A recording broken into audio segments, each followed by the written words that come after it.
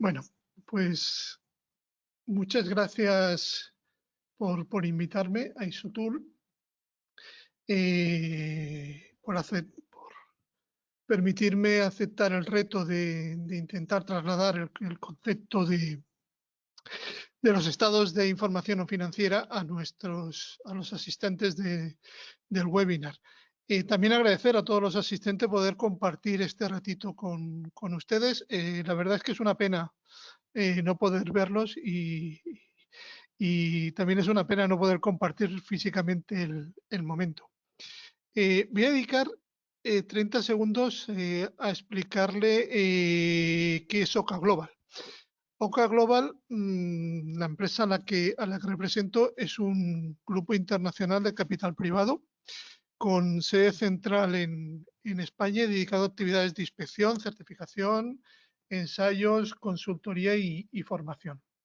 Aproximadamente en este momento somos unas 3.000 personas que estamos en unas 90 oficinas en 15 países distintos, como Chile, Perú, México, Colombia, Bolivia, Marruecos, Egipto, Sudáfrica, los Emiratos Árabes, Arabia Saudí, India, Portugal, Andorra y España. Al mismo tiempo, ofrecemos nuestros servicios en 60 países a través de una red de partners y colaboradores. Te van a hacer, Natalia, dos cosas: la buena introducción que ha hecho sobre el tema y también la presentación que ha realizado sobre mis funciones. Estoy desarrollando las labores de operaciones sobre actividades de I+D+I y aquellas otras actividades relacionadas con el compliance y los temas de gestión de riesgos, básicamente aquellos elementos que están en torno al director financiero de una compañía. Y como les decía, el reto de hoy es intentar transmitirle de una forma muy práctica los conocimientos que tenemos sobre los estados de información no financiera. El objetivo que me he marcado es hacer un pequeño viaje, no empezando directamente con los estados de información no financiera, sino de dónde viene y a dónde acabará yendo este concepto y su importancia. El marco en el cual voy a desarrollar los conceptos es el marco de la Unión Europea, y luego lo traslado, como bien ha dicho Natalia, a la Ley Española 11 del 2018, que en cuanto a los temas de reporte de los estados de información no financiera es una de las más novedosas y más potentes adaptaciones del reporte sobre estos estados que en este momento encontramos. Haré un paso sobre el contenido de los estados de información no financiera. Realmente haré un paso porque el tema llevaría a un buen ratito de participación y de conversación. Y por último, uno de los elementos novedosos que se quiere incorporar y que pues llevamos 2 años de experiencia, es el proceso de validación del contenido de estos estados de información no financiera. Lo importante de todo este proceso para mí es que vayan viendo los elementos de desempeño que nos están marcando los stakeholders en los temas de sostenibilidad y que quedan recogidos en los estados de información no financiera de una forma muy potente. Pues vamos a pasar ahora. Y empezamos por lo que es la taxonomía sostenible en el marco de la Unión Europea. Quiero partir desde uno de los últimos webinars que ha hecho Isotool con Jorge Aparicio sobre el Pacto Verde. El Pacto Verde Europeo es una estrategia de crecimiento marcado por la Unión Europea que, en el marco de mejorar el bienestar y la salud de los ciudadanos europeos,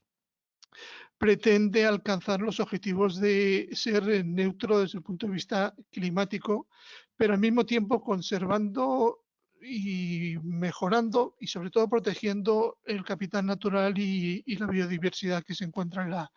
en la Unión Europea. En el, como consecuencia, en el marco del Pacto Verde se han desarrollado varias herramientas. Entre ellas nos vamos a fijar en las que le dotan a la Unión Europea de un ecosistema financiero sostenible, tanto desde el punto de vista de su mantenimiento en el tiempo como de su orientación a alcanzar ese objetivo de que la Unión Europea sea climáticamente neutra en el 2050. Para ello escribe e implementa dos reglamentos legales, uno sobre la taxonomía y otro, el relativo a la divulgación de información sobre finanzas sostenibles. Este es interesante remarcarlo porque la Unión Europea era consciente de que se compartía mucha información sobre las finanzas sostenibles, pero no era una información que fuera comparable ni era una información que utilizara indicadores homogéneos. Entonces, como el objeto de aumentar la transparencia y proporcionar una herramienta que permita a los inversores determinar eh, y comparar las diferentes oportunidades de inversión y decantarse por aquellas que sean más sostenibles, se desarrollan estos dos reglamentos y se implementan. El reglamento sobre la taxonomía, o como se conoce, la taxonomía es una herramienta sólida en cuanto a que está basada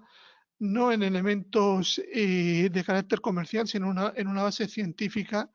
eh, que está puesta a disposición tanto de empresas como de inversores. Introducen criterios de desempeños muy claros para determinar qué actividades económicas contribuyen de forma sustancial a los objetivos del Pacto Verde.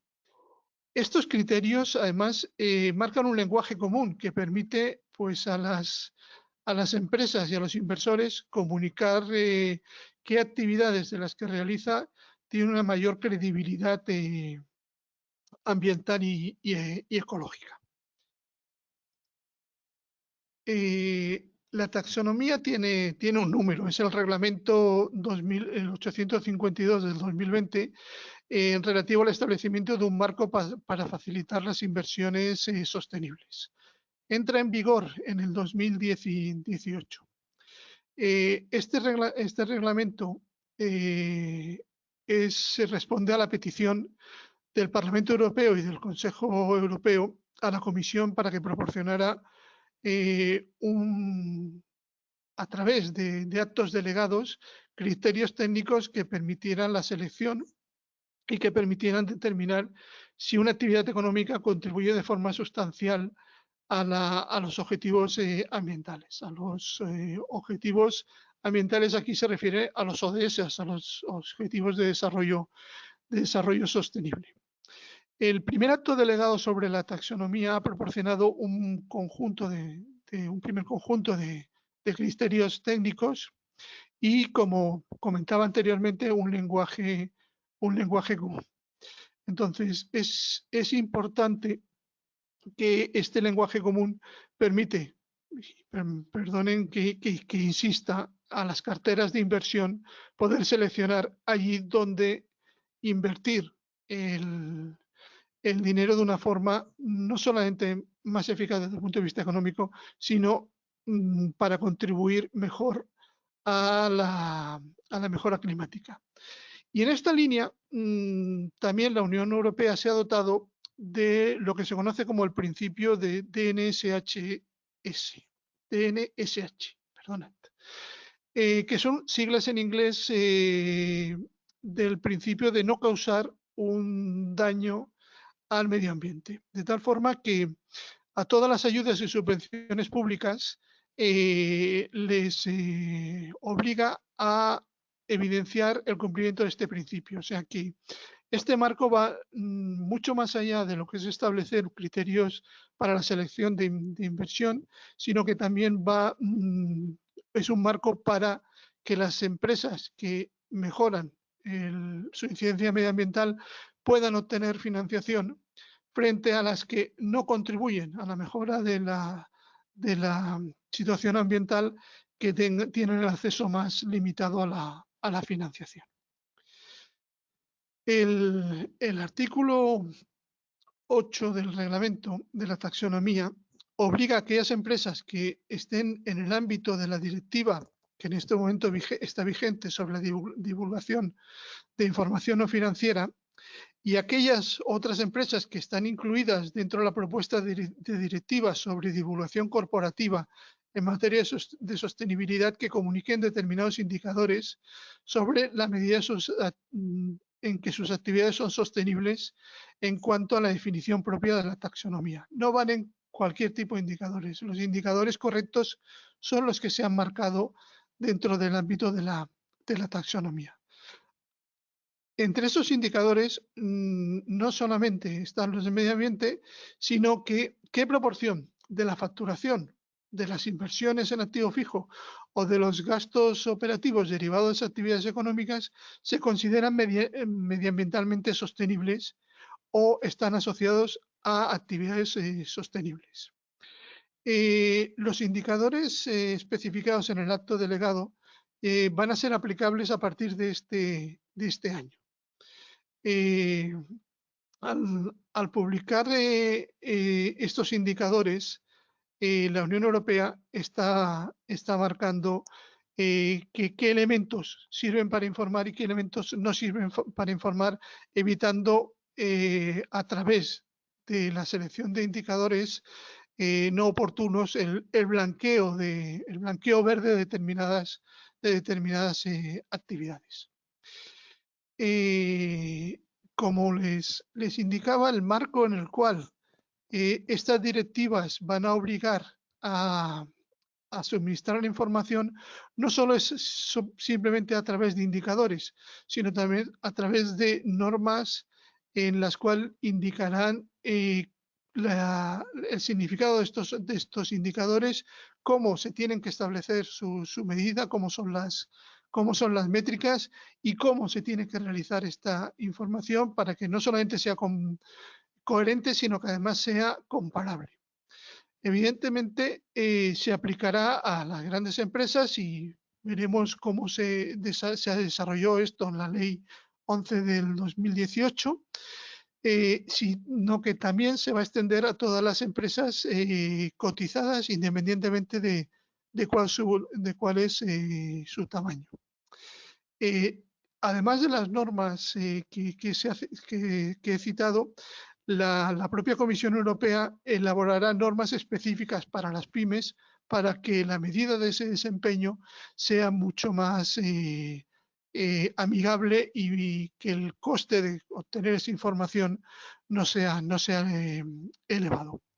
Al mismo tiempo, establece dentro de las necesidades de la economía circular que aquellas empresas que no estuvieran sujetas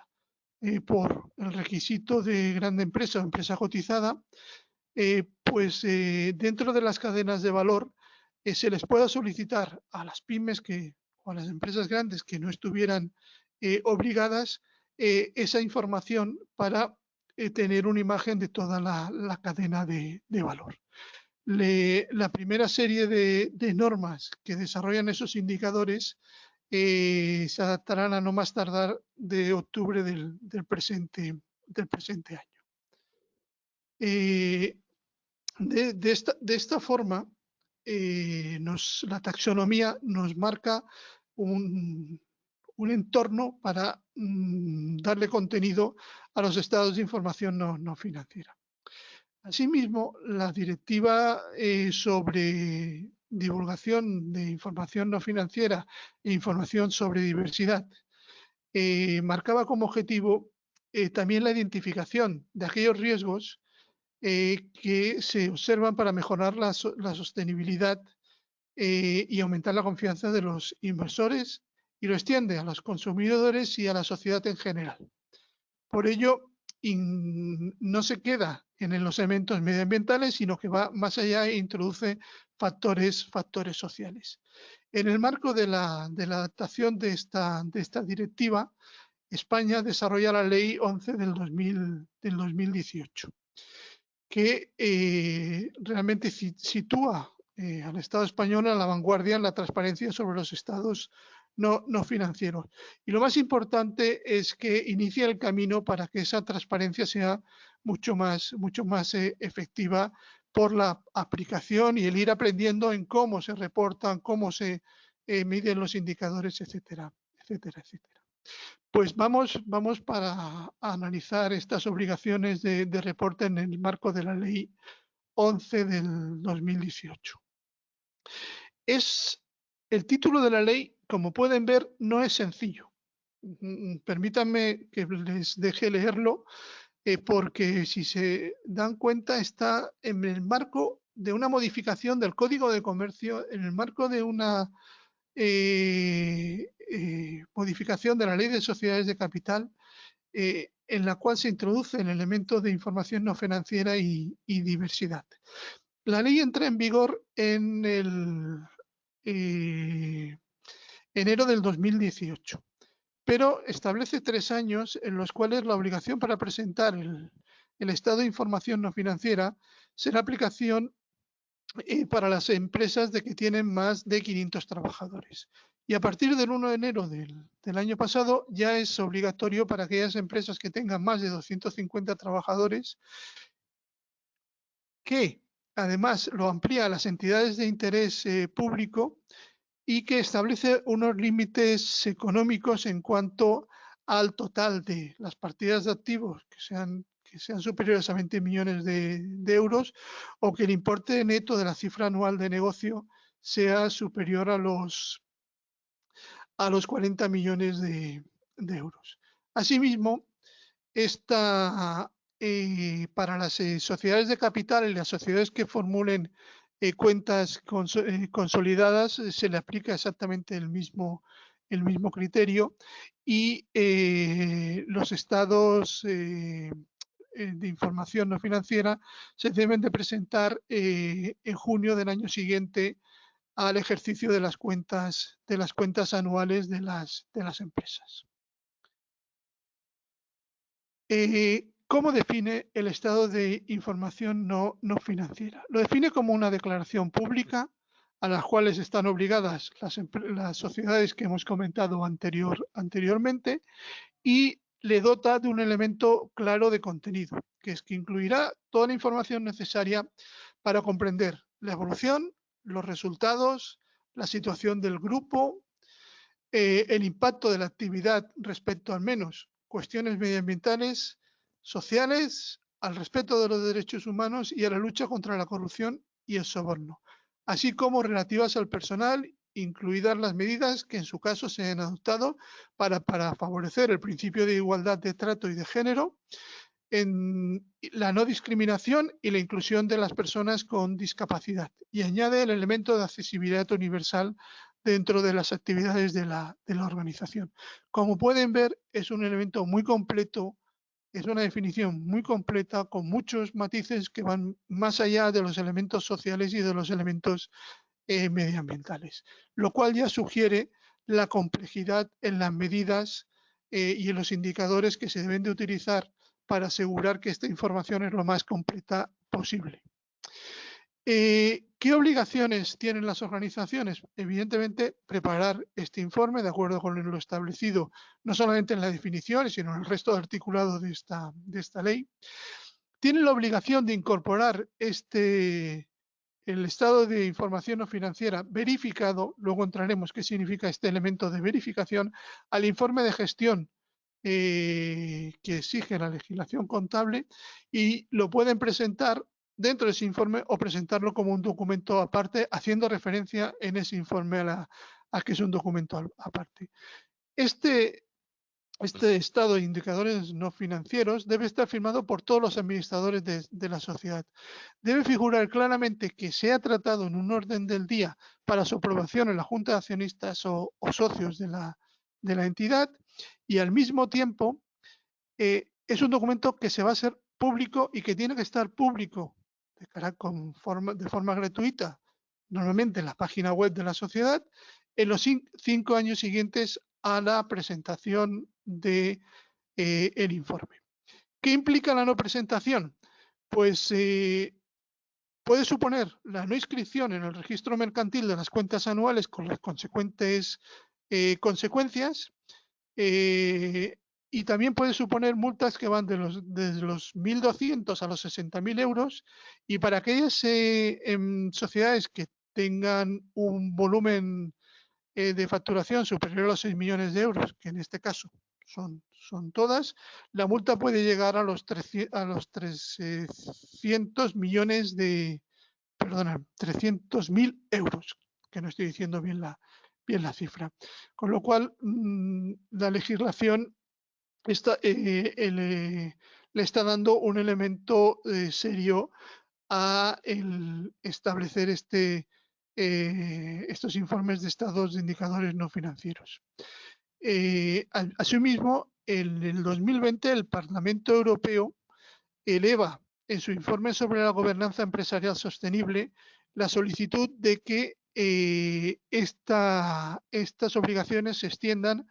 a las diferentes empresas en función del riesgo, que al mismo tiempo se recoja una plataforma de transparencia y se incorpore el elemento de verificación, que lo vamos a ver dentro de esta ley, pero que en otros desarrollos que se han hecho en otros países europeos o en otros países fuera del marco del Pacto Verde, no se ha recogido. ¿Qué contenido tiene que tener este informe de, perdona, los estados de indicadores no financieros? Pues deben incluir,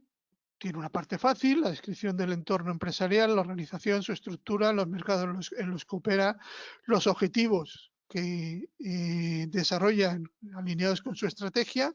y los principales factores y tendencias que puedan afectar a su evolución. Pero al mismo tiempo tiene que desarrollar las 5 áreas de interés que se apuntan: los elementos medioambientales, los elementos sociales y relativos al personal, el respeto a los derechos humanos, la lucha contra la corrupción y el soborno, y los elementos de incidencia en la sociedad. Esto en cuatro ejes: las políticas implementadas para disminuir o gestionar los riesgos o la incidencia, los propios riesgos que están asociados evidentemente a corto, a medio y los posibles a largo plazo, los resultados asociados a la implementación de estas políticas y, por último, los indicadores claves que se han utilizado para evaluar y realizar el seguimiento de estos procesos dentro de la organización. Y aquí la herramienta se les propone es muy importante. O sea, es bastante complicado el llevar sin una herramienta pues como la que dispone ISOTOOL, con la suficiente potencia, las métricas que exigen estos indicadores. Esta información evidentemente debe ser precisa, debe ser comparable y además debe ser verificable. ¿En cuánto debe ser comparable? Pues en el primer año que se realiza el ejercicio de formular estos estados de indicadores no financieros, debe ser comparable con otros sectores o entidades. Cuando ya tenemos más de un ejercicio, aparte de la comparación con otros sectores o con nuestros competidores, tienen que ser comparables entre los diferentes ejercicios. Y al mismo tiempo, esa información tiene que ser verificable, tiene que ser trazable, tiene que ser claro las fuentes de dónde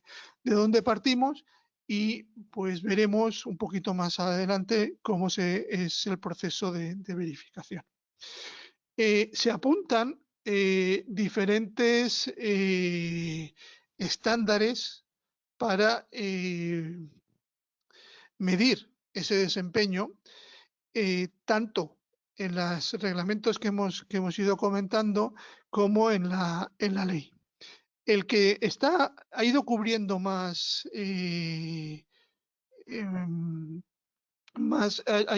cubriendo no era la palabra adecuada, el que ha ocupado esta es la palabra más adecuada,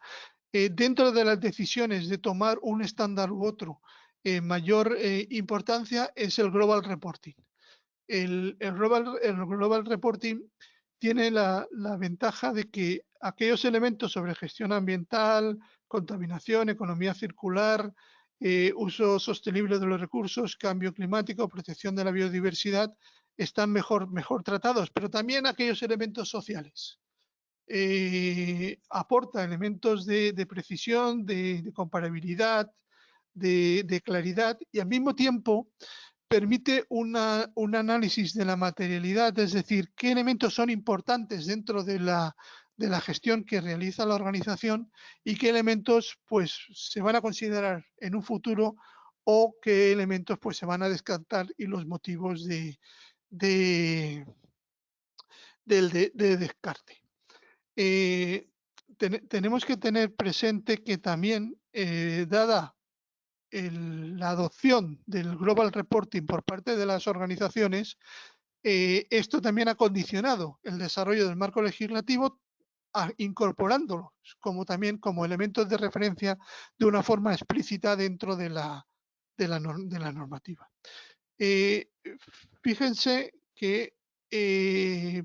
un estudio realizado en los informes de estados no financieros del ejercicio 2020 se tomaron 100 informes y se pudo trazar lo tratado dentro de esos informes con los objetivos de desarrollo sostenible. Aquí tienen una imagen de las diferentes menciones que los estados de información no financiero hacen con referencia a alguno de los 17 objetivos de desarrollo sostenible. En cuanto al contenido, como les he comentado al presentarme, podíamos estar mucho más rato, podíamos ir evaluando cada uno de los indicadores del Global Reporting, su adecuación dentro de las necesidades, pero como es un elemento que es particular para la organización, que además la taxonomía está fijando cuáles aquellos indicadores son más relevantes en función de las actividades, voy a remitirme al propio reglamento cual ustedes pueden tener acceso para que cada uno desde su punto de vista haga el análisis de qué contenido establecería para un informe de estados no financieros de su actividad. Y sí que voy a parar un momento en un elemento que es importante en los estados de información no financiera. Es la validación de su contenido. Como anticipábamos, la ley 11/2018 establece que, oye, es importante, no, es obligatorio su verificación. Y la verificación se tiene que hacer por parte de un prestador independiente, de forma que la verificación sea consistente, sea fiable y sea comparable, que además genere confianza en el mercado, que al mismo tiempo analice, profundice sobre el cumplimiento legal y que sea una reducción del riesgo, o sea, que aporte a los conceptos compliance de su aportación en cuanto al análisis. En el caso de la ley 11/2018, establece también un marco temporal en el cual se tiene que realizar ese proceso de validación. Hay un cierre financiero, hay un proceso de elaboración del estado de indicadores, se procede a la verificación y entonces es cuando ya se hacen los pasos a una publicación en el registro mercantil, aquellas empresas cotizadas en la Comisión Nacional del Mercado de Valores y la posterior publicación en el marco o en la página web más de la organización y que sea accesible durante 5 años. Este marco en el cual se desarrolla el proceso se tiene que realizar desde la aprobación de las cuentas hasta su publicación en 6 meses. ¿Esto qué es lo que ocurre? Pues que el proceso de verificación no es un proceso lento, pero sí que es un proceso sólido en cuanto a que necesita buscar las evidencias objetivas de los datos que se han introducido, de esa información en real del ejercicio, e indicar si el estudio el estado de indicadores no financieros traslada una imagen lo suficientemente fiel para comprender la evolución de la organización, de sus resultados y el impacto que tiene la actividad en las diferentes áreas de interés que hemos marcado antes. Es un proceso que denota siete fases en las cuales hay la fase 5 de lo que pueden ver ustedes aquí, es una fase bastante crítica, en la cual, pues si no se encuentran esas evidencias objetivas, puede poner en riesgo el resultado final de la verificación. El objeto de esa verificación no solamente es obtener un informe de verificación, sino que además el estado de indicadores no financieros se clasifica. Es decir, no ha habido hallazgos que pongan en riesgo la veracidad de los datos suministrados, el informe es favorable. Puede ser que haya hallazgos del proceso que no sean fáciles de subsanar, pero que el Consejo de Administración asume su existencia y las consecuencias de su existencia. Por lo tanto, la conclusión es este color amarillo de existen salvedades, pero puede seguir el proceso. Luego tenemos dos estados, uno en el cual esos hallazgos pues no trasladen una imagen suficientemente fiel, con lo cual la conclusión es desfavorable, o bien una denegación, es decir, no se puede concluir ni con salvedades, ni favorable ni desfavorable, porque no se ajusta para nada a lo que se solicita en la Ley 11/2018. Piensen que una conclusión desfavorable o la denegación implica consecuencias en el registro de las cuentas anuales de esa sociedad y evidentemente pues que si se utiliza el estado de indicadores no financieros como elemento de medida y de buen resultado de una organización, pues los inversores se lo van a pensar dos veces frente al color verde o el color amarillo de esa información. El resultado final del proceso es la nota que ven, en el cual el verificador indica, pues con relación al procedimiento de verificación, hemos podido concluir de forma favorable o bien de forma o una conclusión con salvedades, pues que no han puesto de manifiesto que haya ningún elemento que permita la no inscripción de esta información en el registro mercantil. Creo que le quería dar esta pincelada o este recorrido sobre los estados no financieros y su importancia en el futuro devenir de las sociedades, no solamente para el acceso de fondo en el marco de la Unión Europea, sino que incluso para el acceso de fondos provenientes de inversores privados en cuanto a su desempeño medioambiental. Y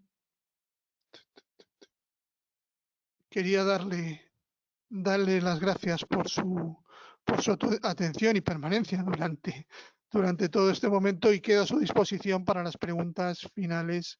cuando tengamos el momento de preguntas y respuestas.